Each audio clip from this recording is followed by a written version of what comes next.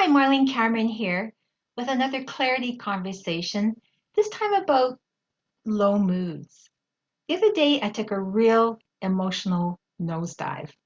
If you're a human being and you've experienced these, you know what those feel like.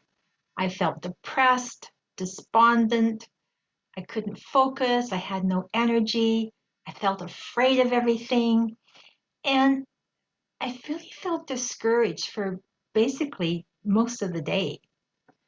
I could clearly see where my mood came from. Downcast emotions come from our downcast thinking. And I had been watching a video about an uber successful executive who thrives on 4 hours of sleep a day. And I'm thinking like, oh my God, what's the matter with me? I need 8 hours of sleep. And then a meeting with a very successful businesswoman who seems to have made all the right choices in her career. And I sure don't feel that way about myself. And I didn't get a very good sleep. I literally felt like I'd fallen down the stairs and I could not get up. And even though I know how my mind works, I know where my feelings were coming from, it comes, and I know that my default state is well being and emotional balance and optimism and feeling good about the world. The time I was down there felt like an eternal pit of despair. I did some things I have found helpful in the past. I called a colleague of mine who was very kind to give me a few minutes of her time and like talk me off the edge. I went for a walk. I received a phone call from a longtime friend who called me from out of the blue. No coincidences, right? And we had a very nice conversation. And as I start to feel better and my mood lifted, I did go for a bike ride. So what I experienced is my mood started to lift. It's almost like, when you go to the dentist and they have that really heavy apron on to protect you from the x-rays. It's almost like that lifted off and I could feel this expansiveness and feeling lighter and feeling more optimistic and feeling even a little bit happier. And that basically happens on its own. I mean, we can do things to kind of soothe ourselves in the meantime, but there's really nothing gained by giving them more energy or paying even more attention to it. And I really encourage you, if you experience these emotional nosedives, is to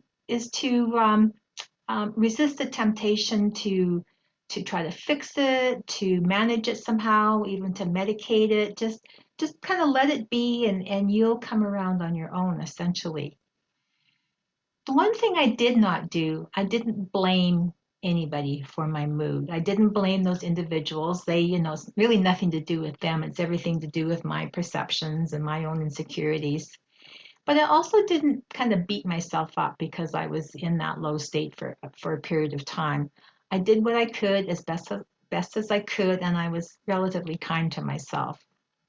So what do you do that helps you when you go into a low mood or take an emotional nosedive?